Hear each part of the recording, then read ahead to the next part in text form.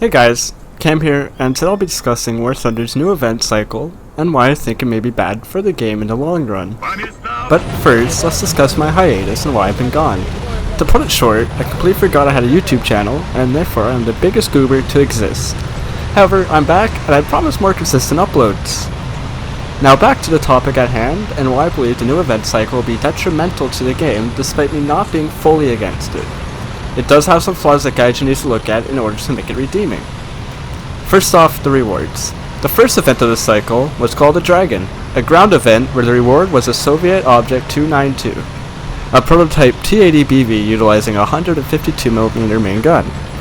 Now originally, people believed this vehicle would break the game, when in reality, it's just shockingly average, and a side grade to the T-80B that adds a unique vehicle to a lineup kind of like a top tier gun-based tank destroyer over the ATGM carriers of the ranks. Now for the air reward, for the upcoming Sword of Justice event, the Jaguar IS. This vehicle isn't really all that unique, bar the camouflage and the ability to carry Magic 2 missiles over the current British Jaguar GR1A's AIM-9Gs, which gives the IS a moderate improvement in lethality in air, however it loses one of the Aidens.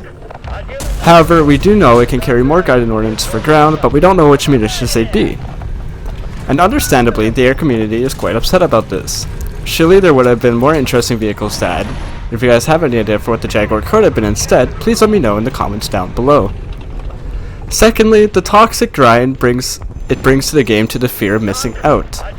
Call the Dragon was an absolute sweaty event to grind. The average player who has work or school had to utilize the full 48 hours for the event, or relentlessly grind it out and ignore all social life activities. If you had a party to go to, no, grind the 292. This also brought out the majority of the sweaty vehicles people play, especially at lower ranks, such as the IS-6, the T-10A, the T-14 Heavy, or the KV-1E or B, to name a few. Often manned by higher skill set players abusing those at lower tiers to get their reward. Now I'm guilty of the strategy near the end, using the T-10A and /IS-6 combo, however most of my event was grinding out with the Russian 10.3 lineup.